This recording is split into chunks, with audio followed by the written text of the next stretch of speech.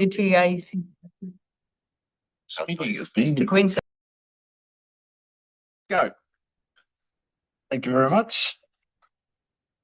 I hope you all enjoyed your lunch. We've had a very informative session all morning, and there's been plenty of notes taken. And our team, Jasmine and Jan, have taken consummate notes this morning, and over the next few days, they'll put out a bullet point of all the notes that they've taken for us to reflect on. And if there's something that you may feel they have either misinterpreted or not put in, we can add to that as we go, but you'll get that early next week at some stage. And so which I think's a really good idea. So now, always ahead of time and always exceptionally efficient is our planning team and our transport team. So I'll hand over to Anita. Thank you. Thanks, Councillor Malcolm. And Joe and Tom's team did such a great job introducing it that I used some of this morning to write my own small introduction. Planning and transport, two distinct areas of the business, but overlap through land use planning and the upcoming regional spatial planning. The transport team has dual focus on provision of public transport, which includes managing timetables, routes, complaints, liaison with operators and with our TAs, provision of total mobility, which we continue to see year-on-year growth, and tendering for units. And then the planning team lead the development and review of the RLTP, the RPTP. They oversee and support the RTC, just seeing how many acronyms I can get in, as well as lead and oversee business case development. And then implementing actions that come out of the RPTP and the RLTP fall across both the ops team and the planning team.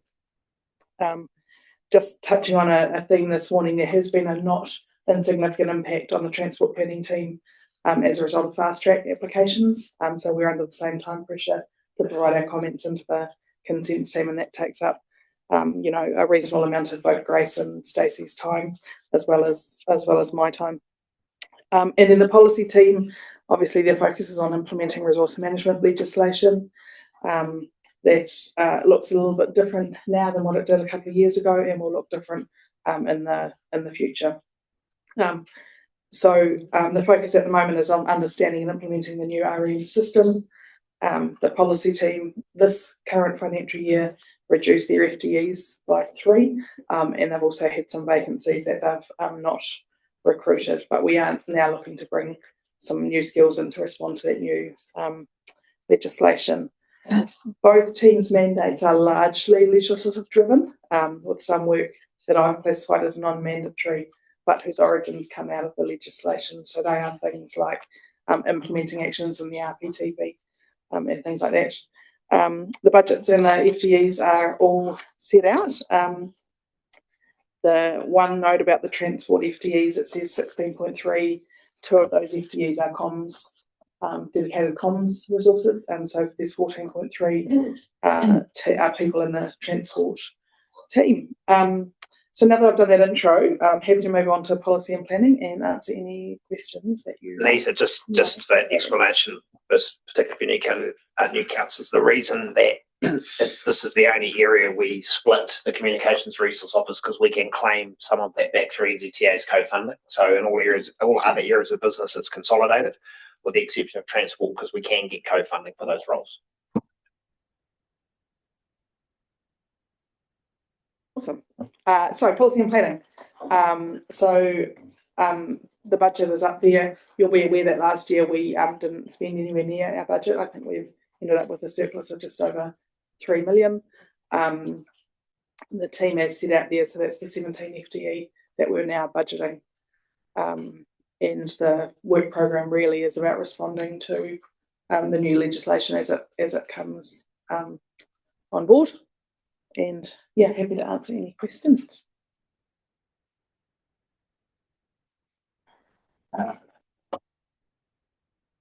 Alan. Yeah, just going back to some of the planning issues, and I was focusing on initially about the air plan, because of course that is paused, yet we've got staff there and not a budget there. But 26, 27, we've got staff there noted. Are they, what's happening with these resources allocated to paused plans? Yeah, so we've still got this split in terms of how the LTP was constructed, but all of the team have been redeployed across other work areas. So some of those team members are working on some work in Tom's team, some are helping Joe's team on RPMP. I think we've got it down. Yeah, so the flood hazard bylaw, the regional pest management plan, and there's been some other work as well. There's some work on a gravel management policy, and there's one other in Tom's team that I can't quite recall that the team have been working on. Thank you. Pat, then Neil. I'm just curious how the with training and the new planning environment and that sort of stuff, is there looking like adequate resourcing out there and options for getting people up to speed with what's involved with the being able to apply and implement the Natural Environment and Planning Act stuff? Broadly, yes. The challenge that we have at this point is we don't have visibility around things like limits. And so until we get some of the detail through the national instruments, it's a bit unclear, but everyone will be in the same position, and MCERT are up resourcing to support regions going as we all move through. So excuse me, broadly it's the policy process is the same. It's just that the detail that we don't yet have is missing. There's also other things that we have. So there are tomorrow I'm attending a regional spatial planning workshop on how to do regional spatial planning. I've got some team in Invercargill today doing some similar training, and we also get offers of free training from external providers as well from time to time. So I think there's enough coverage there. If I may, Roger, I know the additional costs on the legal side of things, is that going to be tied to the advice needed and how to transition existing consents through and all that sort of carry on? Yes. Yes. So it's a hunch rather than a more exact science. Yes, and I mean plan development always has an uptick in legal and consultant spend. So we're anticipating as we move through.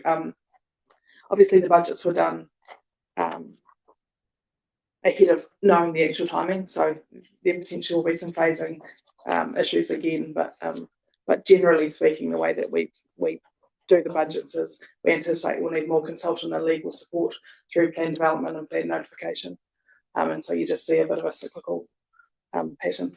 Yeah, cool. Thank you. Neil. Thank you. I suppose two things. First of all, given the delays that we've experienced this current financial year just not long ended, and going forward to another almost a year ahead of where we are now, it must be a fair bit of uncertainty around some of these numbers. Yes. The goalpost could end up somewhere totally different here, doesn't it? I wouldn't anticipate significant changes from the select committee report to bills. What we've seen so far is some of the timings have changed a bit, so we've got a bit more time than was originally anticipated. But again, the bigger challenge is seeing what's in the national instruments that'll guide a lot of what we do. So until we see that, we are still dealing with quite a significant amount of uncertainty. Yeah, cool. And the second issue I've got is that the budget show a significant amount for legal and consultants, and I'll be interested to sort of just understand the rationale behind, in particular, the legal, whether that's known or best guess of the legal costs going forward, and the likely stuff that we are going to use consultants for to work in this area. Yeah, so the legal spend is a best guess based on what we've seen through other plan development processes. In terms of consultants, we have quite a small policy team, and plan development takes a significant resource. And so what we generally do is we bring in specialist expertise to augment what we've got. And so that's what we'd anticipate using consultants for. I think, Neil, what I'd add around the way we budgeted this year, because obviously looking at that table at the last couple of years and the current year, and in setting the annual plan, it was a case of, I guess, best guess in some ways. However, we've got a reasonable idea from the early look at the legislation. I think we will be much better informed at the time we come to discussing the long-term plan and what will be required to deliver on the government's expectations in that resource management space. So this year is a case of sort of managing within the parameters that we felt, and that's what's been carried through in the budget. For LTP years 1 and 2 in particular, and delivering these first generation new plans, we should be far better informed. Yeah, thank you. That doesn't surprise me, but I guess there's a little bit of cynicism in how we've been,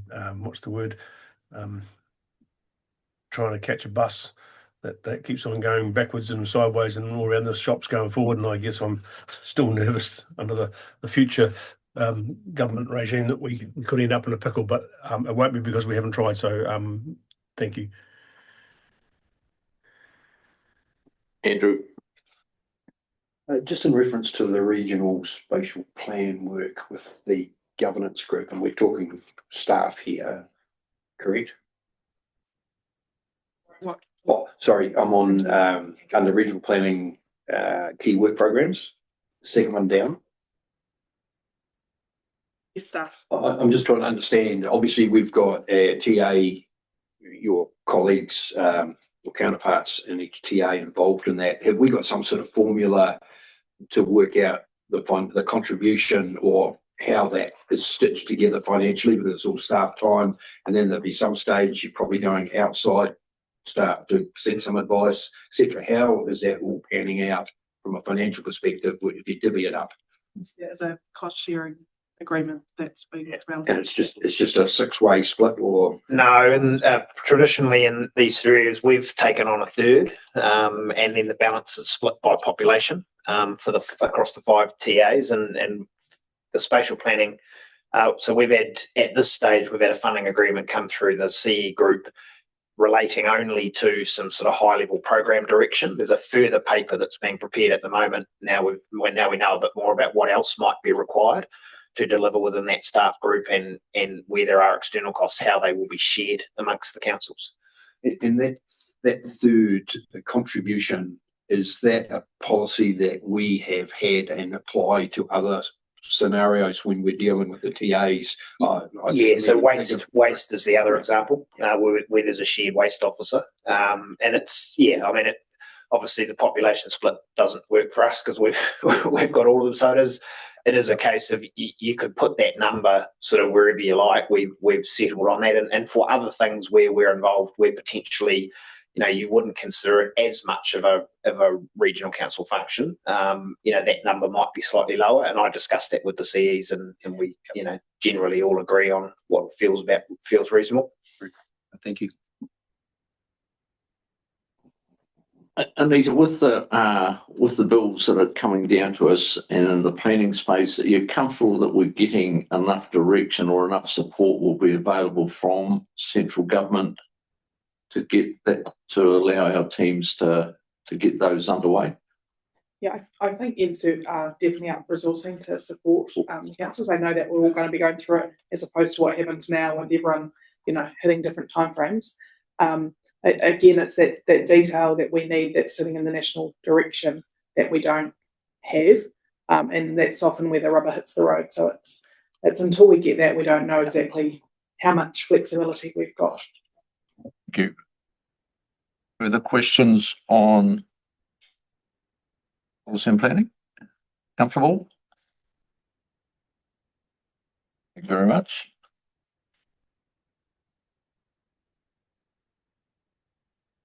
So I've got Andrew who hold the strings, and Julie who often knows what's happening out the road, just in case I get stuck. Slightly bigger budget here. I think the what we deliver in terms of public transport is reasonably transparent, and we've got the team spread across. We've got 2 dedicated staff in Queenstown, and Dunedin staff also work across Queenstown as well. We haven't included, or not we, I haven't included everything that we do in terms of key work programs because there's so much that is just BAU. But this pulls through most of the additional work or the extras that we do. So I'm happy to answer any questions on this stuff.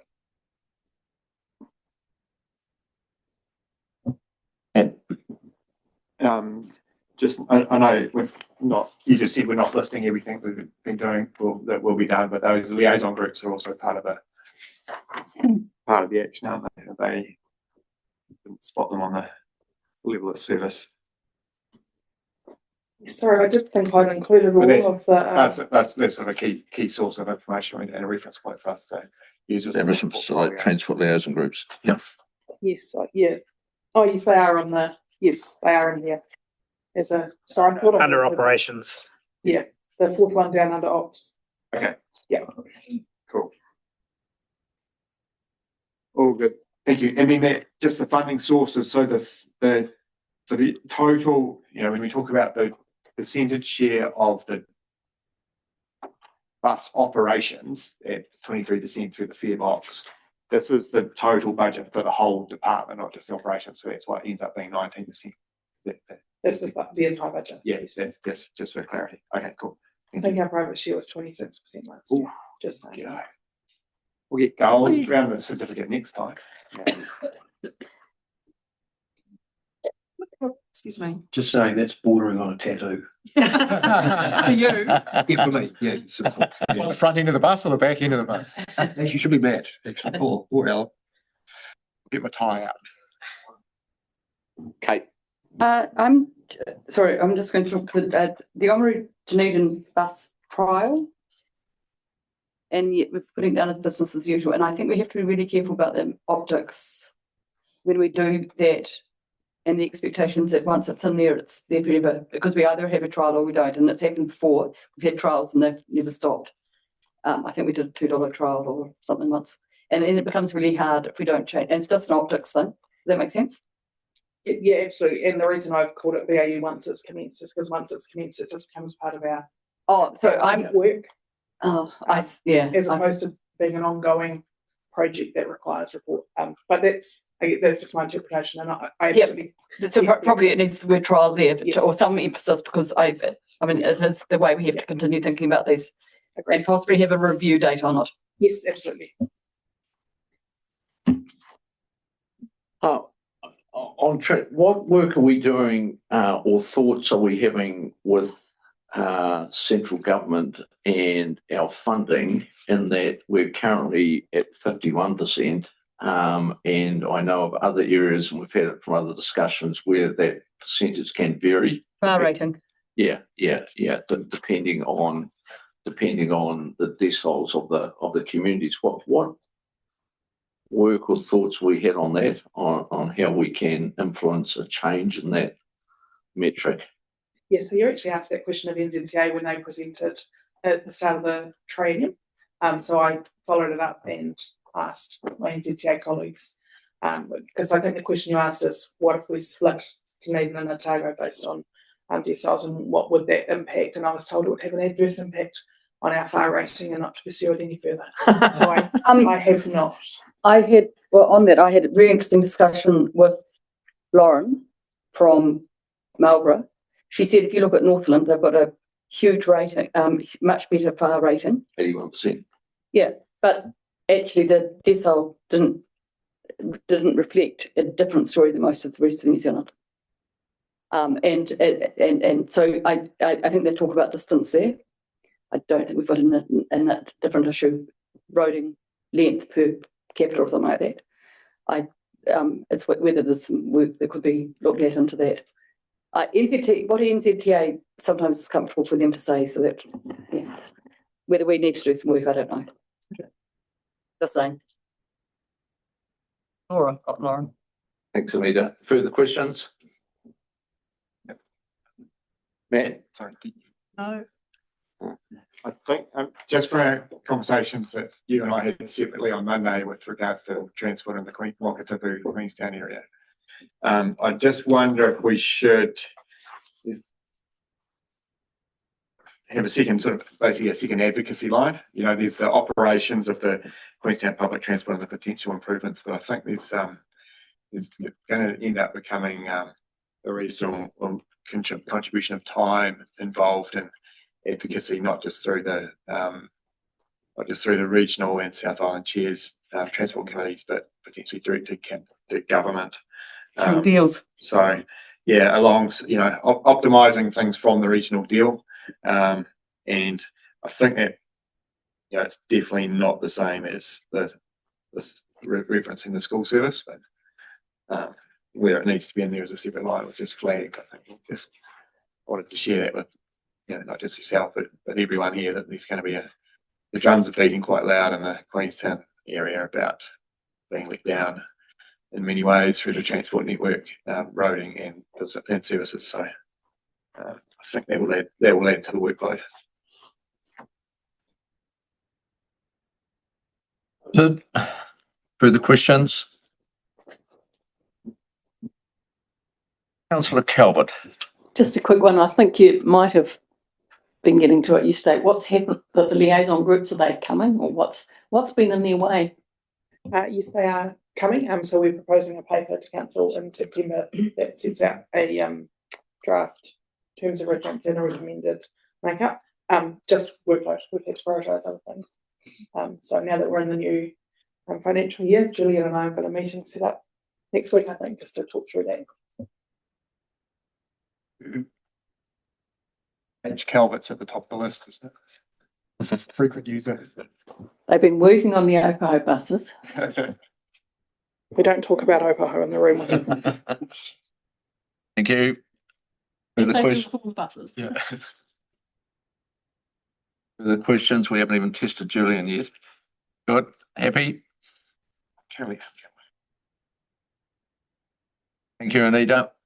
Andy, Julian, appreciate your time.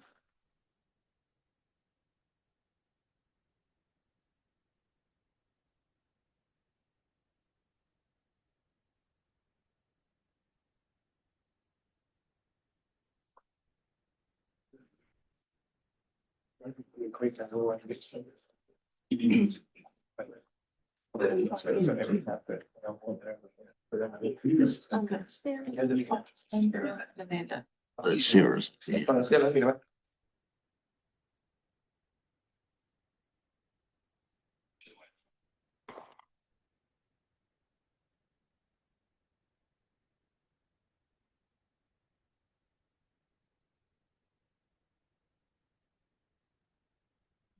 Strategy and customer. Correct. Now, due to timeframes being brought forward, we've got half our wonderful leadership team and the other half are on their way running down George Street.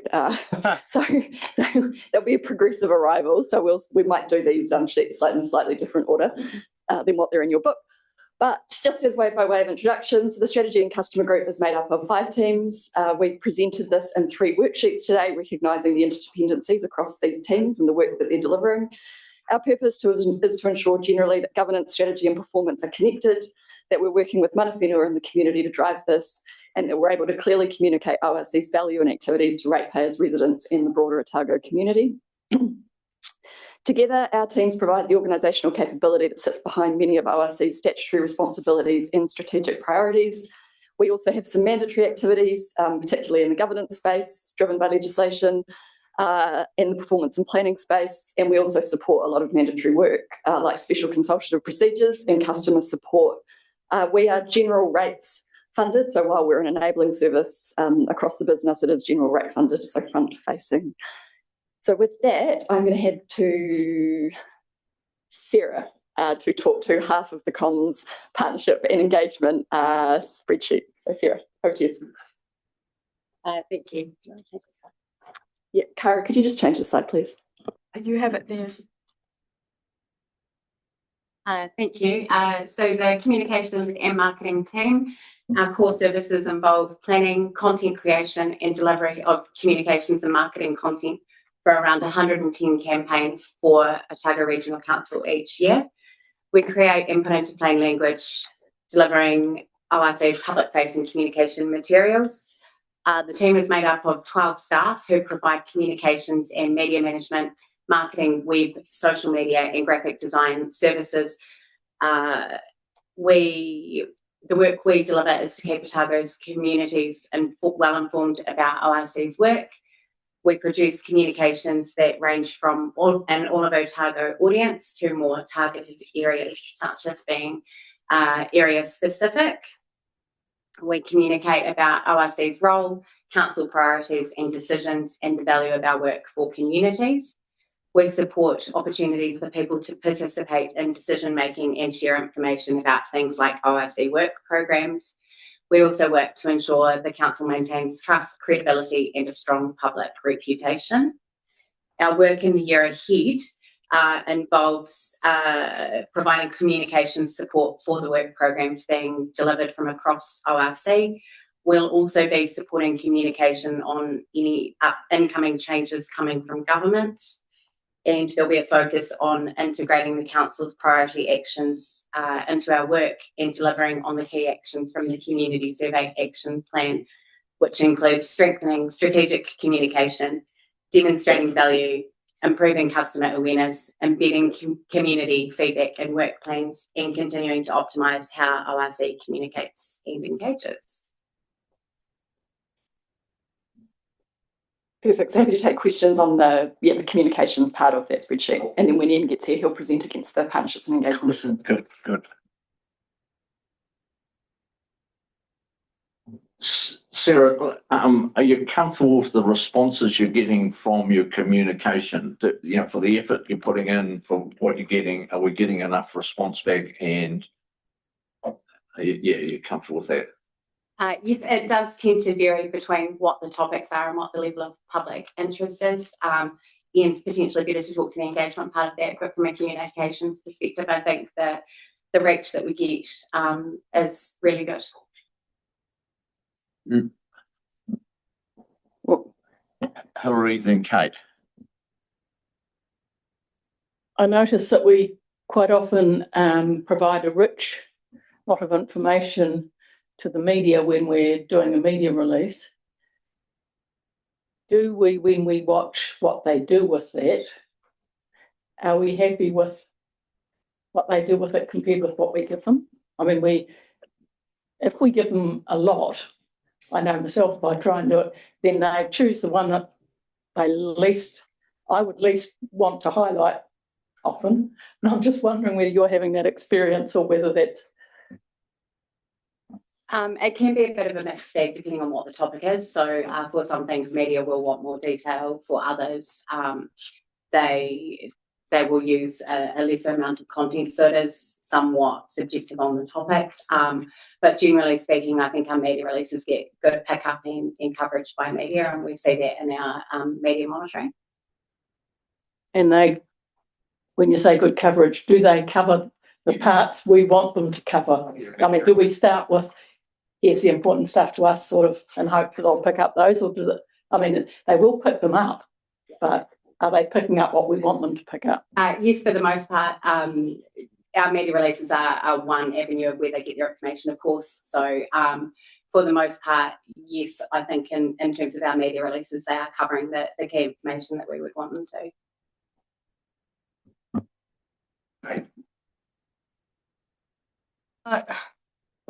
I think this question probably better with the comms report, but I just want to check, how often do we test about that reach? You said in your answer to the previous question you were happy with the reach, and just how we test that.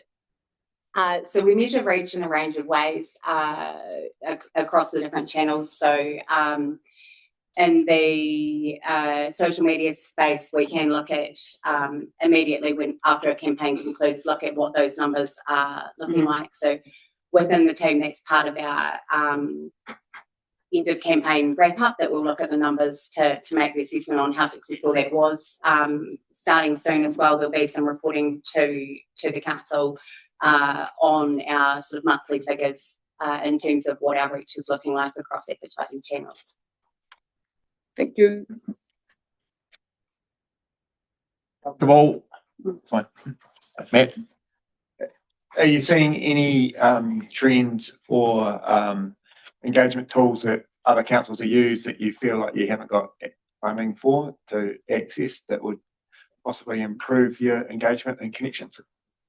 One of the things that was identified in the community survey was that young people is an area where we would like to look at more improving our reach and doing more communication. So I think that's probably something we would need to look at going forward, and then make an assessment on whether that would require additional funding or resources as well. Thank you. All right, we might go, are you happy to present the partnerships and engagement piece of the spreadsheet? Sure. Mindful you've just run down George Street. I have just run. Make it a time. Apologies. Okay. Don't follow it. We're pushing things ahead. The same slide, councillors, includes both the communications, but also the partnerships and engagement, which is my team. As you can see there, the key understanding of this is that the comms department is very focused on external communications, and I guess we are the small complementary team that works on two-way relationships and the flow of information back in so that we can make good decisions here. That takes us into three main areas, which we've listed here on their work program. There is the iwi partnerships work that Sarah Martin is the senior advisor for. The community engagement and strategic engagement, which includes things like the community events, but also working with all the teams of OSC to do good engagement that brings in the right information and helps us make good decisions. And the third part is Enviro Schools, which is about 1.5 to two part-time people based here and in Central Otago, working with 100 schools across Otago. So those are my three areas, and you'll see there that the main priority areas, priority work plans for the next year are strategic advice, some improvements in training resources, learning opportunities, and continuing the work of building our presence at community events. We're doing some work on digital engagement and whether our platforms are up to scratch for surveys and for external engagement through sort of online. And in the Enviro Schools space, we keep providing that regional leadership and provide particularly development hui for the teachers, the facilitators, the schools, and for the students. And we've got at least 15 of those running in the next 12 months. So that's the high-level summary. I'm happy to take questions. Sorry.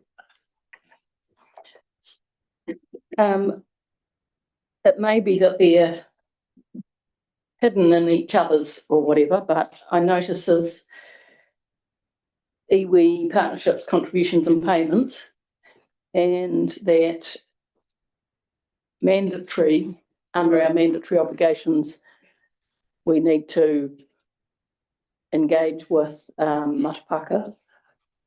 How do we do that? How much does that cost? That doesn't seem to be in there. Is it not in there? Where do we do it? Madam Chair, there is a range of engagement that happens with mana whenua right through the whole organisation. Some of the money is in other budgets, so the departments that engage most with our iwi partners, they will have a budget item for particular projects. Yeah. What we hold in this budget, and it is in the budgets in that partnerships and engagement section under iwi partnerships and contributions and payments, there's about... Sorry, my question was about the non-iwi Maori and Otago. Oh. I said Matapaka, but I obviously didn't say it I don't pronounce it properly. Sure. Well, we don't make any payments to Matawaka, but we are working quite hard to expand our engagement with Māori so that we are working with mana whenua and working with Māori who are not whakapapa to local marae. But there's no large cost in that at the moment because that's attendance at Polyfest, which is already budgeted, and it's a normal work program.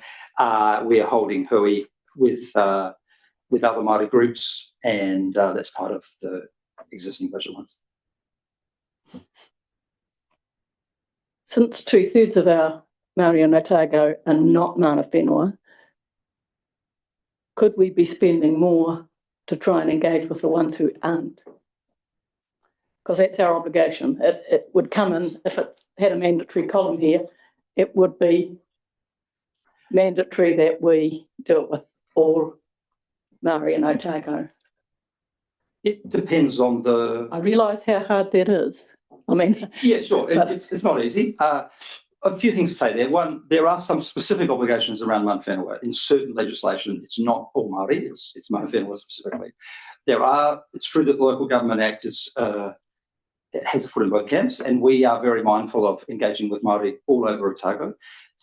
The times that we've had those discussions with Māori who are not Ngāi Tahu, they have tended to say they will take their lead from mana whenua, and that they're also happy to feed into our general processes of engagement. So at this stage, we aren't spending an extra amount of money because there hasn't been a requirement or a need. However, we do need to keep mindful of that and keep working at it. Yeah. yes, I'd be interested to see whether we could be doing more. I mean, if we're spending $300,000 or something in this particular part of our budget on iwi, and they're 1/3 of our Māori and Otago, then from the Local Government Act's point of view, I'm not. If somebody said to me, "Are you fulfilling your obligations under the Local Government Act?" I'm not sure that I could be saying, "Well, we've talked to a few of them and they don't, and they speak through mana whenua, or they don't." You know, I'm just wondering whether I've done my duty here. Yes, and we've certainly heard that desire to have more visibility of how we are engaging with Matawaka. There is some hui planned to start to understand that more, how we're tracking, and we can, if there were suggestions that more funding or tools or investment was needed, we would bring that back, that as part of the LTP process. But we'll make sure we address that as part of the activity builds in this space. So you've got that visibility. Further questions? Who decides or sets the curriculum as it is for the Enviro schools? Yes, thank you, Councillor. It's a national program, so that there is 6 priority areas that is set by a national foundation and the Enviro schools curriculum, if you like, and then we work. Every year we choose one of those 6 priority areas to focus on. So, for instance, we've been working on energy quite a bit this year, and that means that we've been focusing on upskilling teachers and students around what energy forms there are, and then also renewable energy, but also the range of energy available. So every year we try and, add in an extra element. But there is a national curriculum that gives teachers a wide range of opportunities to engage with sustainability and environment. Gary. Thank you for that. It's just I suppose it's not really actually a question. It was a comment just relating to our engagement with the media.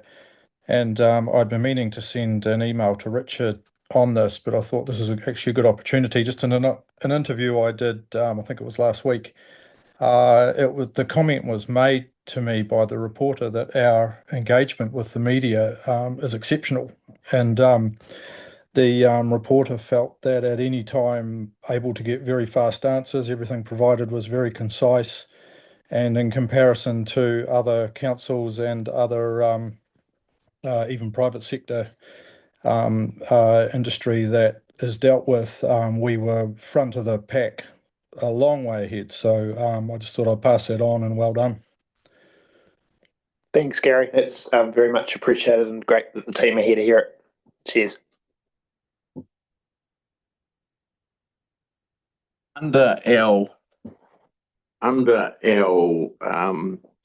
the shows, the Wanaka show, the Waitaki, the North Otago AMP show, how are we measuring, apart from generally we do count what the people that come, how do we manage the impact that those interactions are happening? I'm really comfortable with it, but it's just to show the group how those interactions are giving us benefit. Yeah, it's not easy, as you say, to track through what increased visibility might mean for increased understanding or trust.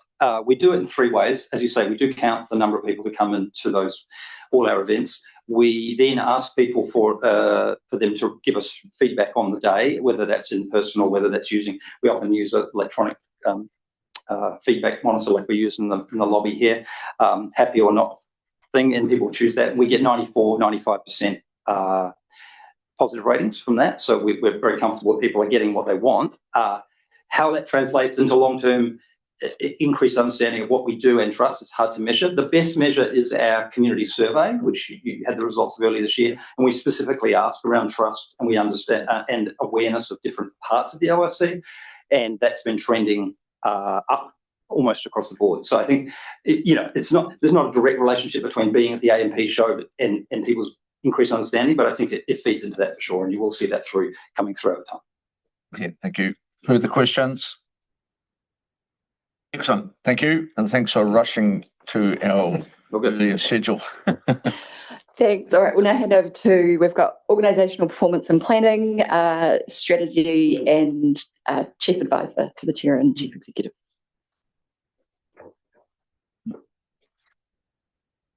Kia ora. So I'm going to start with a quick intro to the strategy team.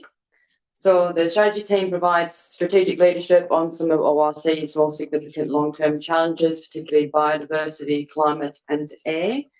Our team develops and reviews strategies, works closely with mana whanua, TAs, stakeholders, provides organisation-wide coordination to maximise efficient, effective delivery of initiatives, including many of the Council's priority actions, and is developing a monitoring framework to ensure that we're achieving the outcomes that Council intended.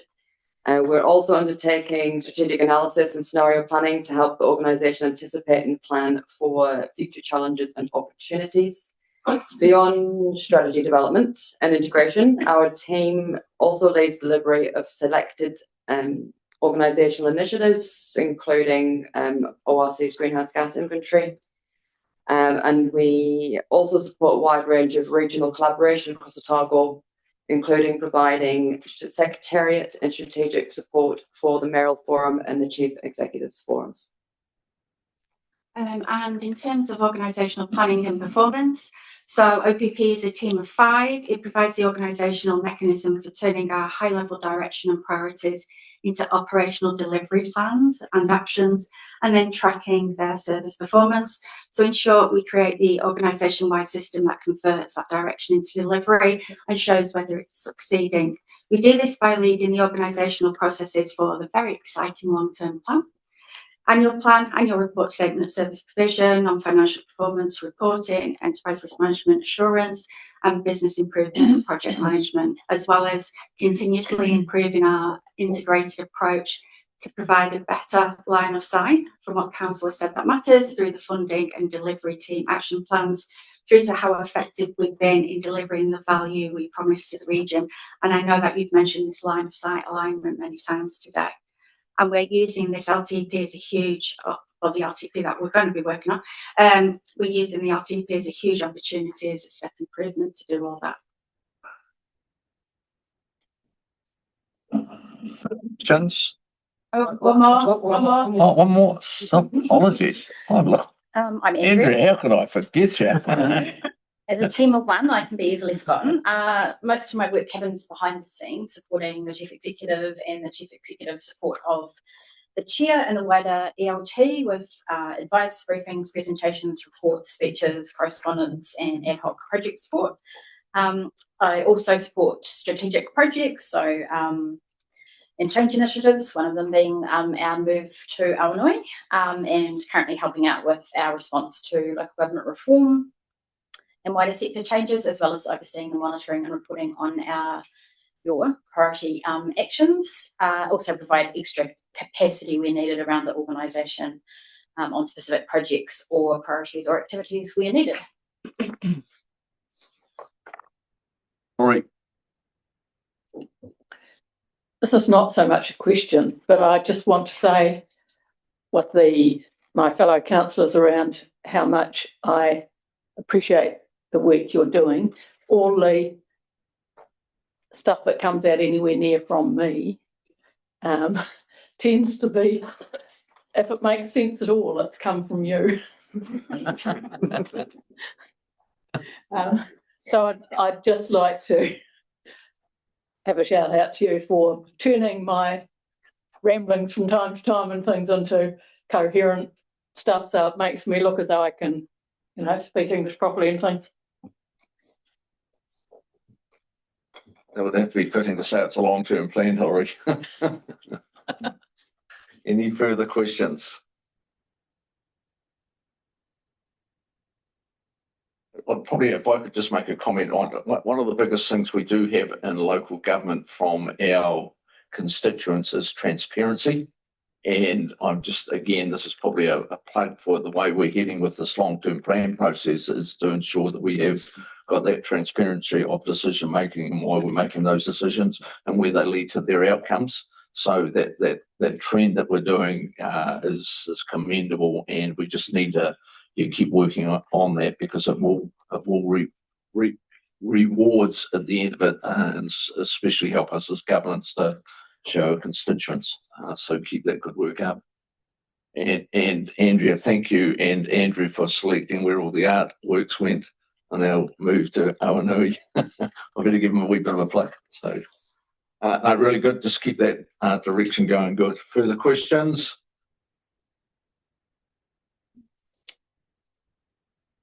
All right, last but not least, we have Deb covering customer governance and new addition of business support in her area. So I'll hand over to Deb.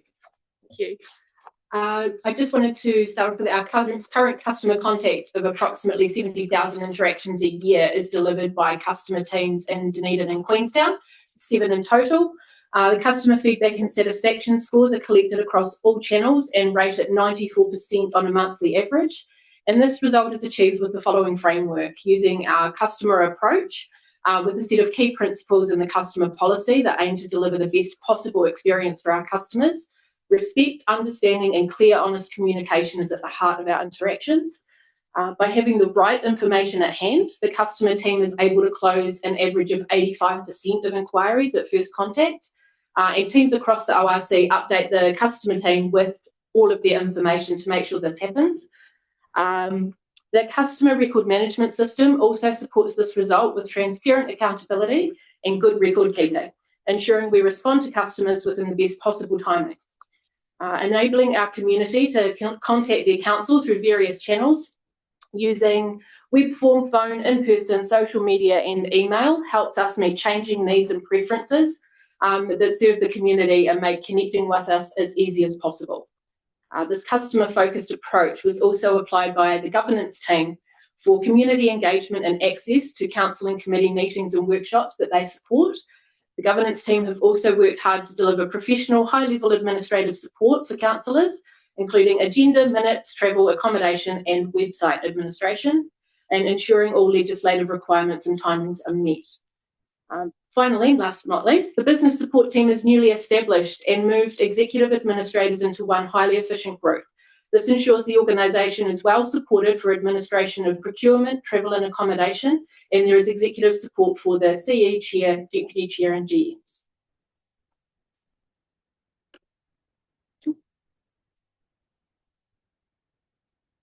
Questions? Do you repeat that figure you said at the start? I think it was 70,000. Yeah, every year for the last 3 years, it's been around 70,000 interactions. Yeah. Only positive. 94%. No, I didn't actually comment on that. Thanks, Steve. Ed.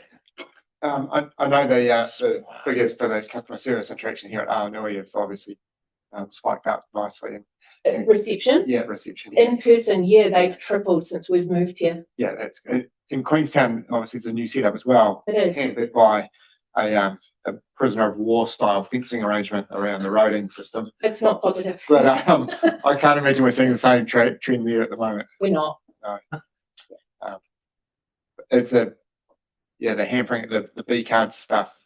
I know that's always had sale online, but we got backwards out of the Queenstown side of things, or just from the arrangement there. I'm not sure.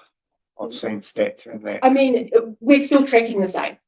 Yeah, it hasn't dropped. Neil, My eyes could be failing me, but I just was looking at the budget side of things and looking at elected members, and I can find the allowances and meeting fee, but I couldn't find the big number for we've cut that for next year. yeah, well, that's what I'm worried about. It looks like there's nothing there. So have I missed something, or is it somewhere else? Yeah, it's only in the Dunstan ward they've cut it, Andrew's saying. Governance personnel. Thank you, Andrew. Good on you, Neil. Where is that? Yeah, Neil wants to know that we've got budget this year to pay councillors. He's asking on behalf of everybody. Asking for a friend. Asking for well, I Yes, just we do thought. have money, Neil. Excellent. Where is it? Hey, Jay. Elected members.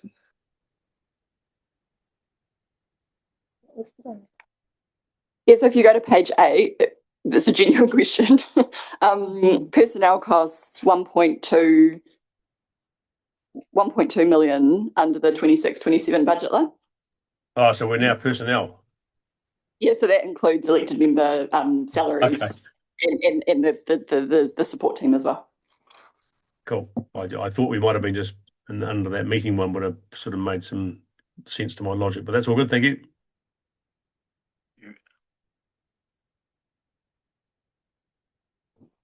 Are we with 70,000 interactions?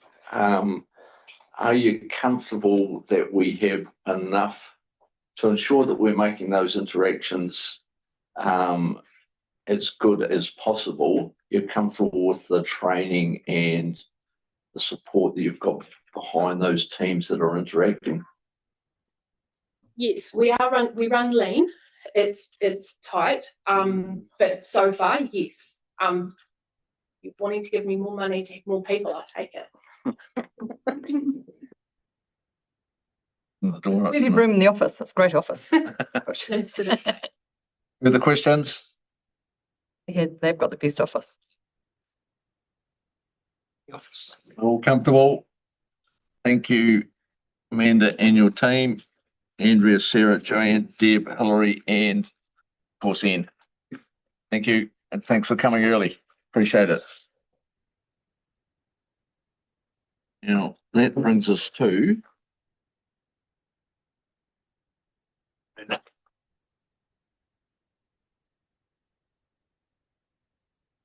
take 5 minutes. Yeah. Yep. Take a break for 5 minutes. We're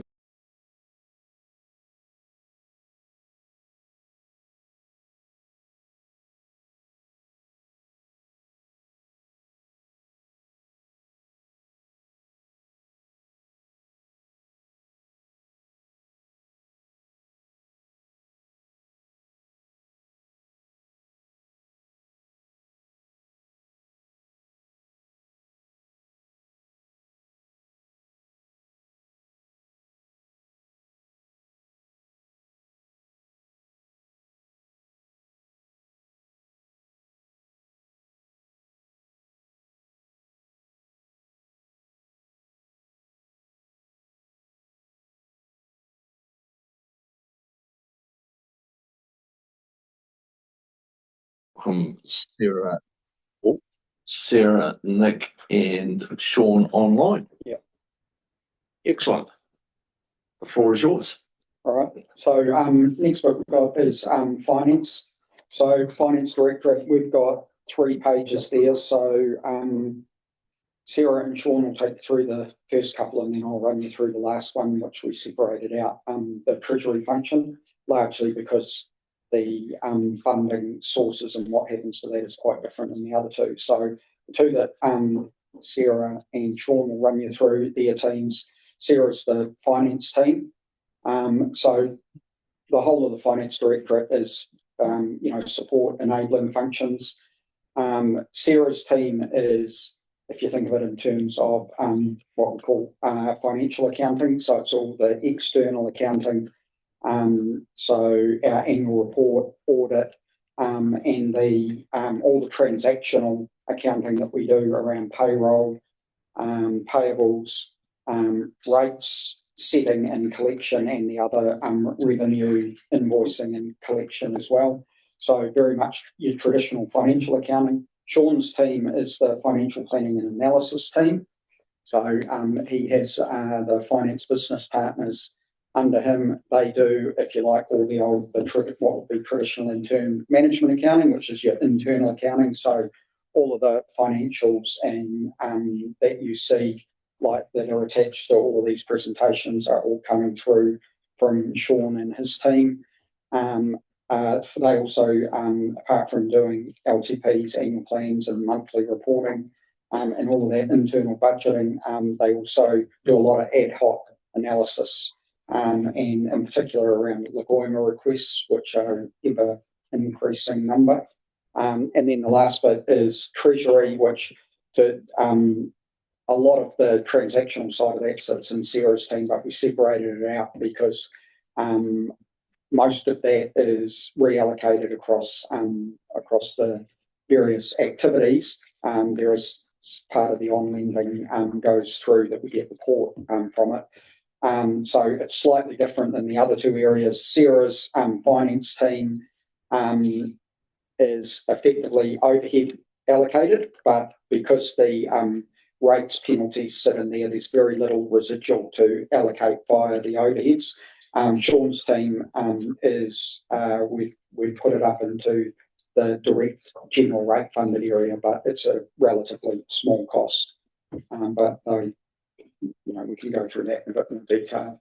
But I'll throw over to Sarah. She can give you a bit more detail on how her team's made up and a bit more context around what they do. Thank you, Nick. So Questions of Nick before Sarah starts? I did have one. I Alan. could have had it a while ago. What is the meaning of the term business partner? I've never quite worked that out. Well, it's probably, it's the term that we now use for it. They probably used to be called management accountants, but now we call it, a business partner or a finance business partner specifically, because although they sit in a team with Sean, there's 3 business partners are allocated to the directorates.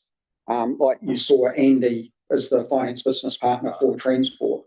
So they partner directly with the business, and although they sit in finance, they actually, spend a huge amount of time working in the directorate with the GM and the managers on their budgeting and reporting. Thank you. Yep. Good question, Alan. Answer the question for me that I haven't asked. Yeah, could we have a different description of them rather than a confusing one? No, it works well for the business, and the partnership's critical. So it'll come through the budgets as personnel costs, but we've been very deliberate in a shift to have our managers and our general managers take real ownership for their budgets and knowing the ins and outs of the budgets, and the business partners are absolutely critical to that because they are the ones that can inform and work alongside the managers. So look, I think it's something that we need to retain because of what we're seeking from those roles. But it'll just come through as far as it'll just be personnel costs as far as it sits when you are looking at the budgets down the line. Sarah. Okay, so I run my team really as kind of two teams, the expenditure and the revenue side. So there's myself as the manager, and then I have a team leader of expenditure, which the expenditure side is responsible for all of the outgoings at council. So all of the payroll functions, the tax functions, and also paying invoices sits in the expenditure side. And then we have the revenue side, which is the debtor invoicing and our rates collection. So to give you some context on the expenditure side, we have about 300, last payroll we had 384 individuals that we paid in payroll. So we have not only salaries, we also have expense claims and timesheets where they are coded and costed throughout the business to allocate people's time on how they've spent. There's also FBT, GST and PAYE that we're responsible for doing. There will be changes in payroll that's coming. So we are aware that central government has obviously changed the legislation that got passed yesterday for sick leave and annual leave. So that team will have changes that are coming up with those changes in statutory legislation that's coming through. We also, so that's what we do with payroll. We also have the expenditure side. So we do about 1,000 invoices a month that are creditor invoices that get paid. We also do about 100 refunds a month to people. Most of those refunds, they're not creditor payments. They are refunds to people that have, believe it or not, paid us incorrectly. So we have quite a few people that get I don't really know how they manage their business, but for some reason they pay Otago Regional Council. It's quite a common thing for power companies, councils, main organisations like that to get accidentally paid. So that is us refunding those costs back to them, that money that they've accidentally paid us for. We also have coding of mileage. So we're also responsible in the expenditure side of coding all of the vehicles and the mileage and making sure that those costings go onto jobs correctly. So moving on to the revenue side. So in revenue, our largest revenue would be rates. So we charge rates once a year. We send our rates invoice. There's about 149,000 rateable properties that will be receiving a rates invoice on the 1st of September. We send it once a year and the payments are due on the 31st of October. We do get quite a large influx because we have one due date that people pay us all at once. So there is quite a large workload jump for my team at that time of year. But we are seeing in the rates area that people are definitely signing up to direct debits to spread those payments throughout the year. And we also have arrangements to pay where a direct debit is where a person authorises us to take the money from your bank account on a set frequency and a set amount. And arrangements to pay is where the person chooses to have control and pay us a certain dollar amount on a certain frequency that our system then tracks that they're making those payments correctly to us on a regular basis. We also have had a switch in our rating system. So on the 1st of November last year, we moved to a new rating system, Datascape rates. So that was a move from Pathway that we previously used. This will be the first year that we have done our rates invoicing inside of Datascape. We have also changed how we take mailing addresses from ratepayers. So we are now taking those directly from LINZ notices. The benefit of that is that some of our territorial authorities are not able to easily pick up email for rates, and we are in our new system. And so we have actually increased our rates email percentage, which is normally set on the sales notice. We have increased from about 20% last year, and we're currently sitting at about 32%. So we have had quite a large increase to moving towards email. It's something that I am hopeful will continue because it's obviously quite a waste of paper to print out your rates invoice. Some people prefer to receive it via email, and it does give us the flexibility of allowing to send email reminders, etc., to people to try and avoid being penalised for late payments. The new system we have also implemented this year, welcome letters. So we send people who have had recent home sales a welcome letter to Otago. It outlines what we do as a regional council. It tells them a time frame of when we rate and when the rates will be due, and also asks them if they would like to sign up to direct debit and email. So we're trying to be proactive and actively contact those ratepayers before they get a bill in September, especially first home buyers that perhaps aren't aware of rates. We in the rating team deal with about a third of the service requests of council. So about a third of the service requests that come into Datascape are rates related, or they are our online forms that people have completed for direct debits, emails, requesting things that we have that they can sign up to. So my team process those. That is all I was going to say on rates, but I am aware that there might be some questions about it. I can see that, so happy to take those now for rates or I mean, you said something about coding of mileage. Now, I know that we've dealt with that as an average, I think, or something with the consents. And it made me think of the efficiency review that talked about timesheets. And I'm just wondering, is the way we do coding for mileage the most efficient way to do that? Or are there other ways on averaging that sort of thing? Because they often... Are you talking about the way we charge as invoicing when we're providing services like compliance? Yes. Yeah. And just what you said about the need to add it in, it sounded... I think it's a separate issue in terms of the way we bill. And you have asked Joe and Simon. Joe's just had to go because she's got a community event in North Otago tonight, but we can just follow up on where that's got to. Oh, no, it's sorted. Yeah, that one's sorted, but it's whether we're better to do a different system rather than actual mileage coding, because it becomes very inefficient inputting. And that's what I think they said in the review for timesheets. It's and whether just the way that you talked about the coding for mileage, then it sounded like a lot of work.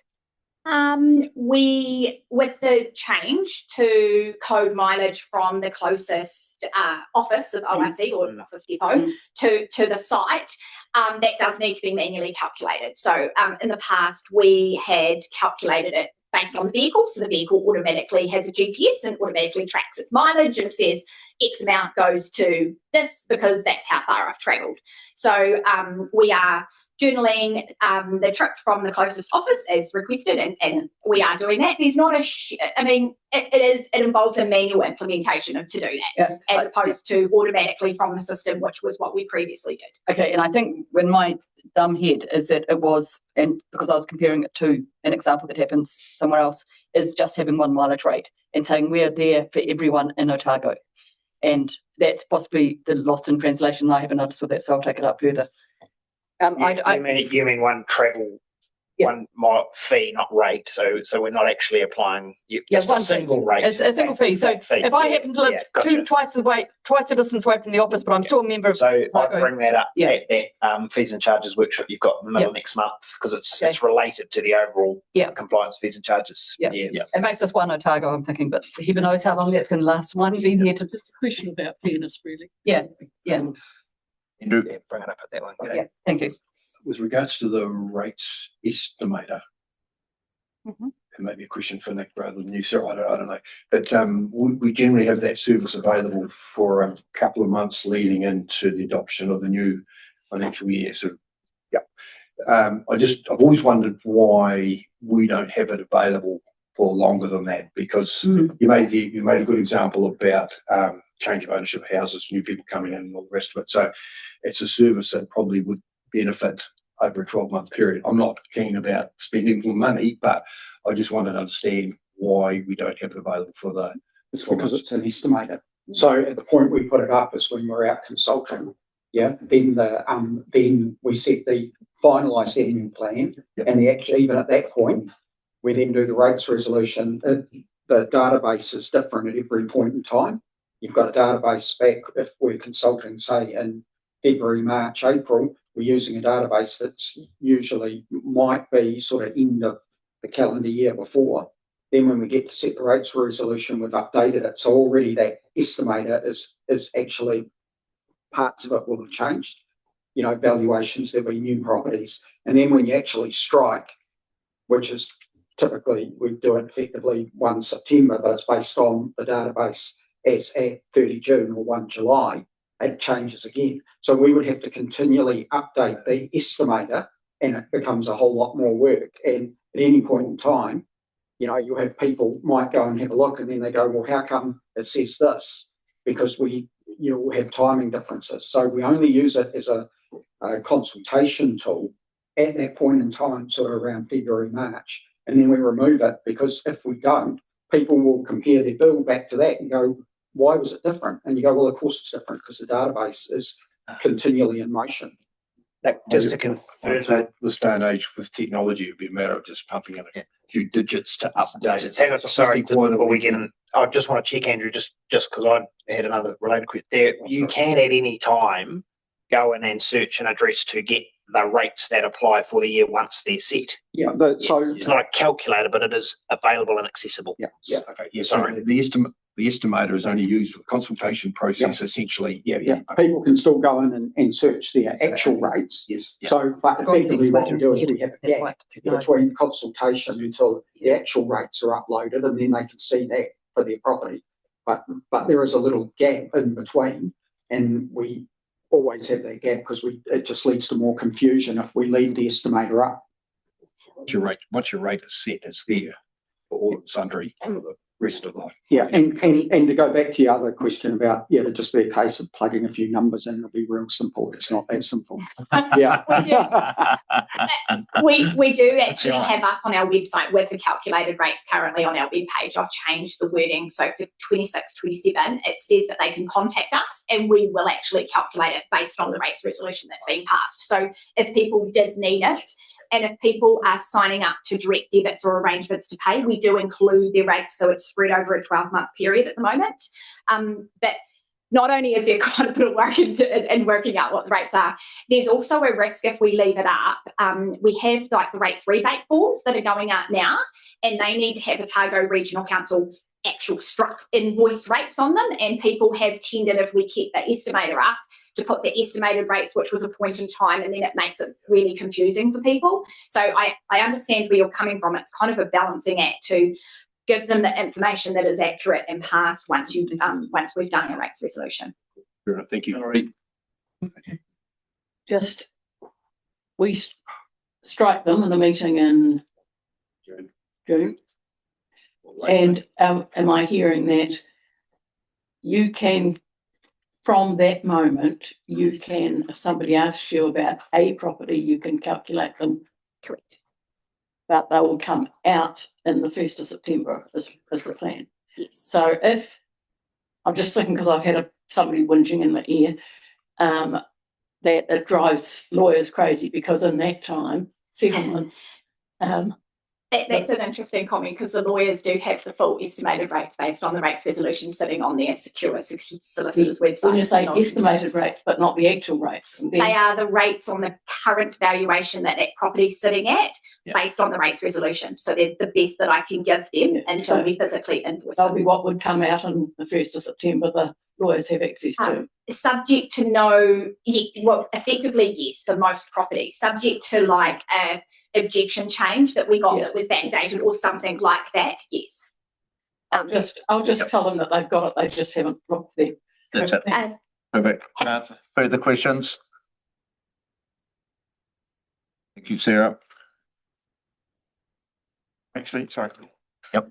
Very ballpark, the percentage of people that are still paying, on an annual one-off rate versus quarterly or monthly.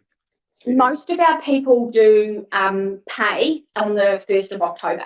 Yep. So we have quite a low DD rate compared to, I compare it to our TLAs that are in Otago, but that's probably because our rates are significantly lower and people don't find the amount on the invoice as large as like an instalment for a city council rate. But most people do pay on the 31st of October. Yes. It's in the low 80%. Yeah, it was like 80, 81, 82% last year. Yeah. It's just that the scale of the shock factor is larger when it's a single number versus split over four quarters or that sort of stuff. Yes, and we have some people's psyche. I have tried to definitely actively go out to the community, and so our direct debits are based on MSD payment fortnights. So our fortnightly one matches those pension payments, etc. So people can sign up and spread their payment of ORC rates, and it becomes a lot. They tell us a lot more manageable number to be able to do that. It is. Yeah, it's difficult. Like we deal with, we're quite happy to have budget advisors come to us and try and set up an arrangements to pay for someone. We are quite flexible when people aren't able to pay. So sometimes if they've got arrears and haven't paid for a few years, we wouldn't expect them to pay that off in a 12-month period. We give them 18 months, 24 months in order to pay. Because obviously we want it to be a manageable amount that they can pay without impacting their bills too much. Yep. Yeah, I do have another question. The ratepayer assistance scheme is potentially coming in this next financial year as well. Have we got expected costs for any setup and that sort of stuff allowed for? No, we haven't got, we haven't factored anything into the budget for the financial year that we're now in. But yeah, I haven't heard any update on exactly where that's at. But it'll come back through council, because if council wants to get involved in that, you know, there'll have to be a specific scheme that they want to put through it. And then those costs would all be factored in, whether there'll be any residual costs that council has to pick up. The whole point of the ratepayer assistance scheme is effectively it runs independently through that LGFA, and there should be virtually no cost to council. Yeah, there'll be some system set up and stuff.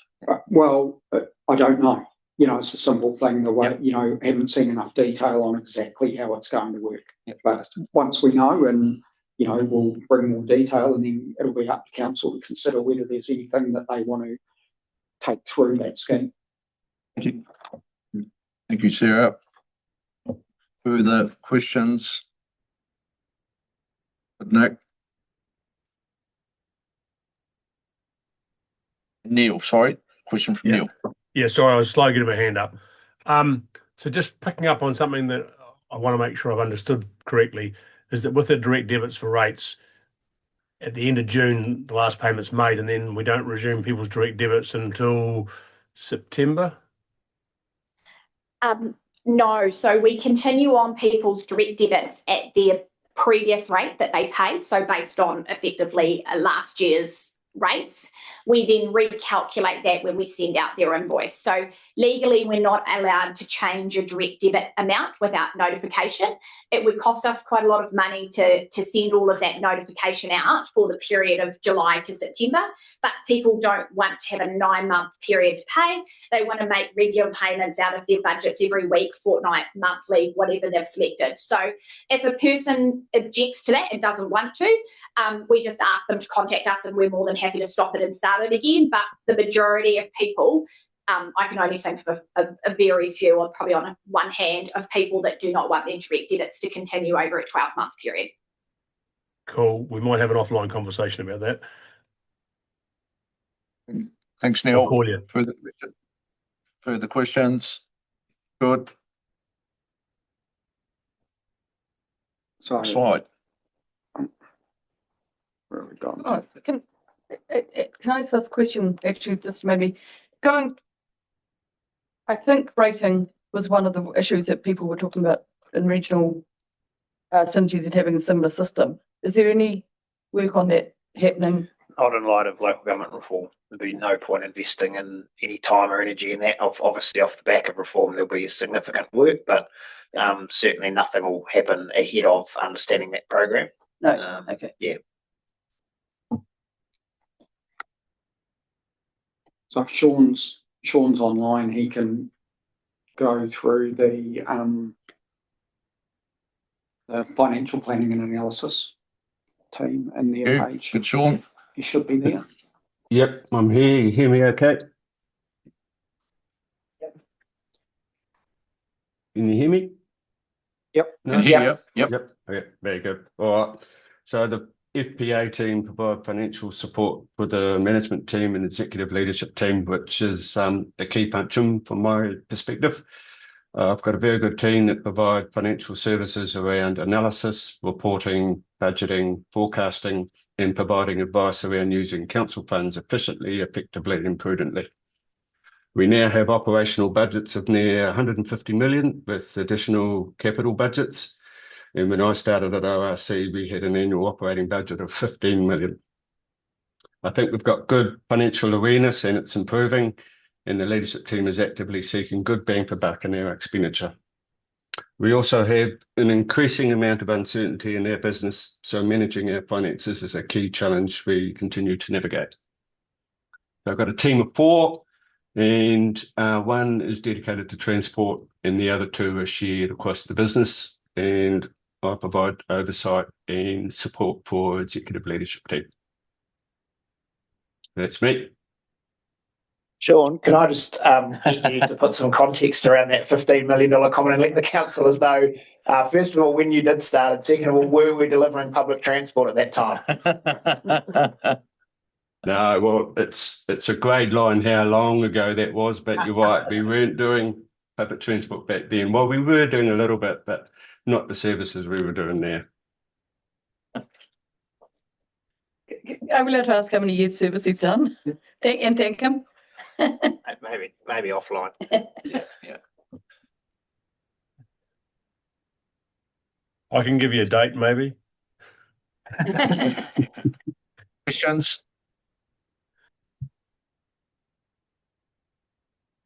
Nick, in both aspects that we're dealing with, there's a rather large sum called audit fees. How does local government get that down? And I think our budget's 1,000 hours, not for us, for an auditor to come in and do things. Is there any thought being done within the finance teams throughout the country to minimise that, or is that completely out of our control? Well, you'd probably know from the discussions that you have with the auditors when they're here in audit and risk that it is largely outside of our control, because the audit fee gets set with the office of the audit, or the audit office it is now, and our auditors. So, and they work through it. It is largely based on the number of hours that they're doing. So yeah, as you would have seen, it was actually in the previous, in Sarah's numbers, that's where we put the audit fee. I think it did come through, some of the actuals were coming through in the treasury, but it sits in Sarah's area. It's pretty significant. Like I say, we're up over 200,000, sort of to close to 280. I think that might have been last year. It's dropped a little bit this year because we had some one-offs last year or the year before around the change to the financial system. But also every 3 years we've got the LTP audit as well. And generally that's another couple of 100,000. So it's significant. It's something that gets discussed around the sector, because every other regional council, it's largely size-based, but even smaller councils than us are having now significant audit costs.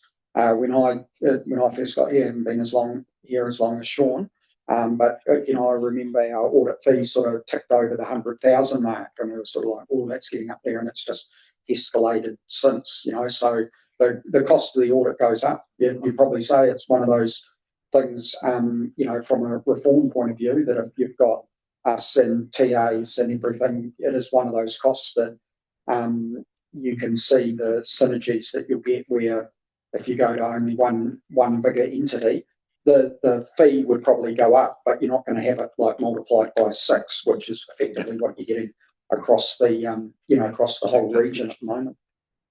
Thanks, Nick. Further questions? Thank you. Thanks, Nick. Right. Last one is treasury. Like I said, we just separated out treasury from Sarah's and Sean's team, because there's no FTE in there. It's just something that we in Sarah's team, I do a lot of this as well. We take care of this just with the other FTE, but primarily what we've got going through treasury is Port Otago dividend goes into this cost centre. We also have all our LGFA funding goes in here, or our LGFA borrowing goes in here, and the managed fund return sits in here. So those three functions, and then while most of that, the managed fund and the dividend, are then used to offset general rates, the borrowing is obviously we've got our debt borrowing. The debt borrowing actually ends up reallocated across the various reserves that are in deficit, and on top of that there is on lending to Port Otago, and that actually has a direct in operational revenue. There's a what do we call it, in treasury.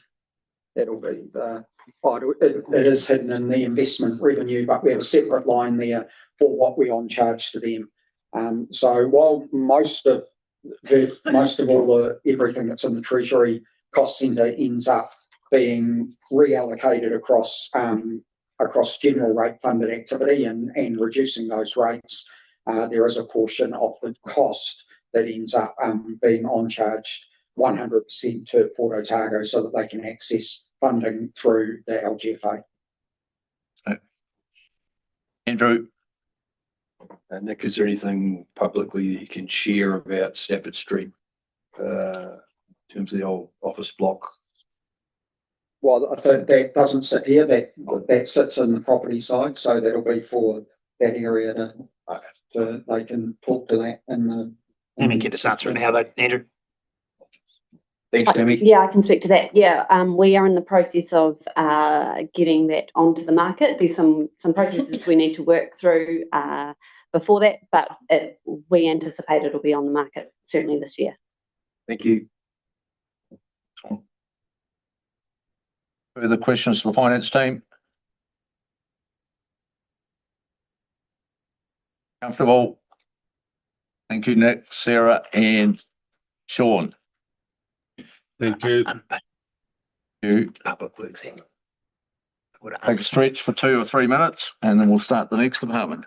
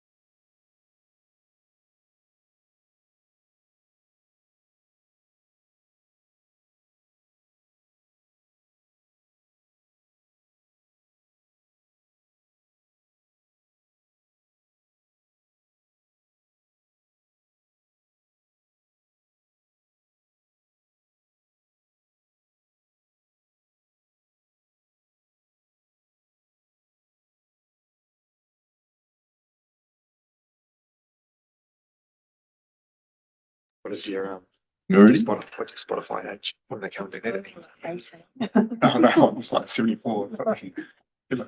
Thank you, Tammy.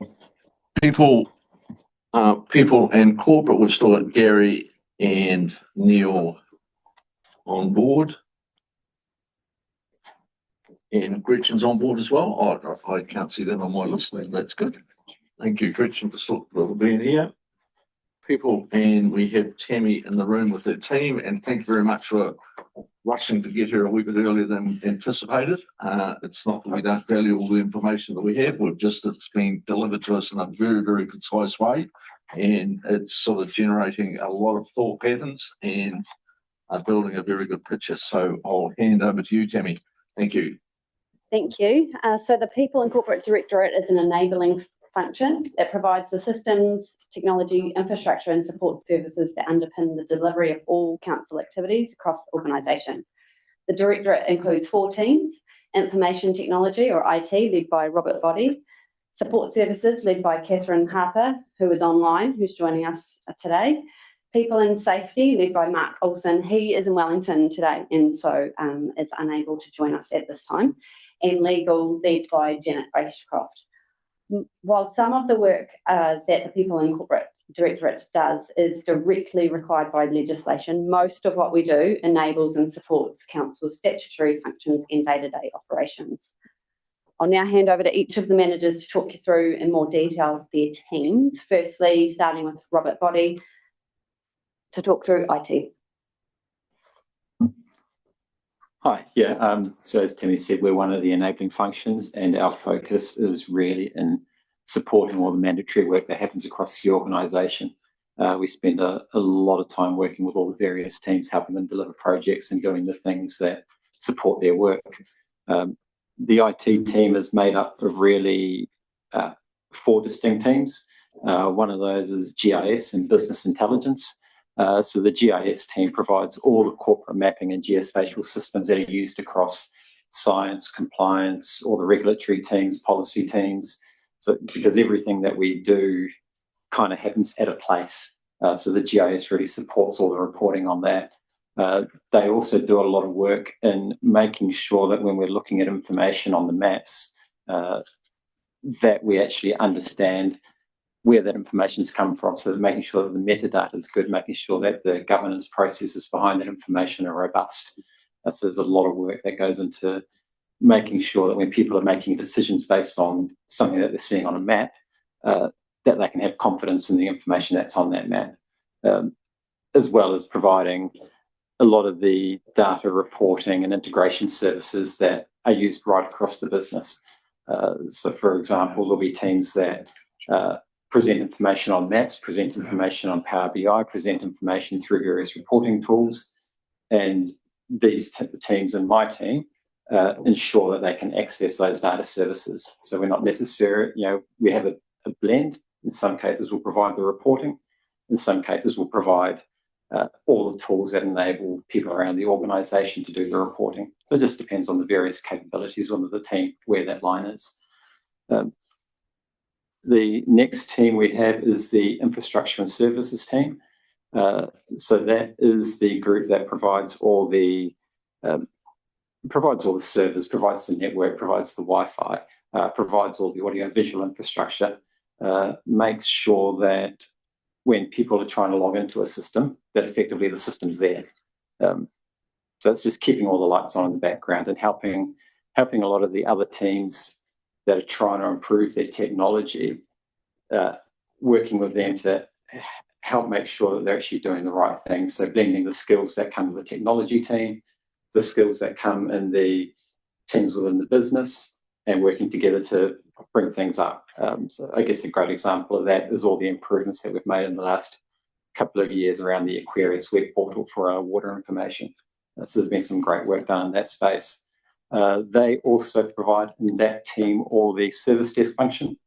So whenever something breaks down, or whenever someone needs help, or whenever someone needs new phones, laptops, they just make sure all that stuff keeps ticking along as well.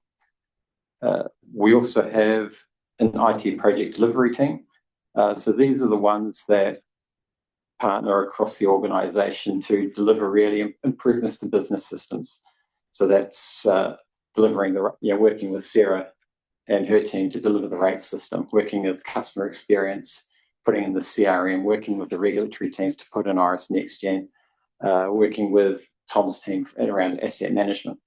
So they're helping to deliver all those other improvements and also doing a lot of the upgrades, doing a lot of the testing as we do upgrades to make sure that the systems are robust, that the systems work well for all the people around the organisation. And the other person we have, or the other key function that we have, is the cyber security and risk assurance. And we had that update, I think, 6 weeks ago to audit and risk. And that's really about keeping all of our systems safe. So that's making sure that our staff understand what a phishing attack is, making sure that we're protected, making sure that our information is actually safe within our walls, not being exfiltrated, making sure that we're making sure that our backups are working properly, making sure we can restore, so doing all that risk assurance and cyber security protection. That is, the key focus areas for our team. As I say, it's really mostly about enabling the rest of the organisation to function. Questions? Congratulations. And it's absolutely fantastic. I mean, the support we get for IT is brilliant. It must be absolutely boring having everyone coming to you with complaints all the time and wanting immediately. But just the improvements in the last 3 years, if not 6, with IT and the portal and things, and how they've rolled out really well. It's a vast improvement. Thank you. I mean it, but the only question I have there is whether the system has overcome some of the issues we've had with flood events and things and keeping up. I mean, I think in the last flood event there may have been a couple of rain spots off. I get that that's really hard. In the last event, the system performed seamlessly. There might have been a couple of niggles along the way, but they're pretty regular. But at an entire systems level, the investment that has been made and the time that's been put in across 3 or 4 teams there has really paid off. And I have a lot of confidence if we had an event of that big, of that scale again, we would be very well placed. Well done. It's one of the absolute highlights. Thank you.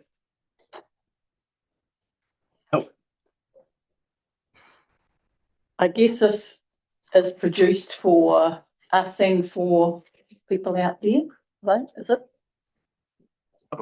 It's a Public meeting. Yep. Why I'm asking that is, and it's probably just me because the words don't,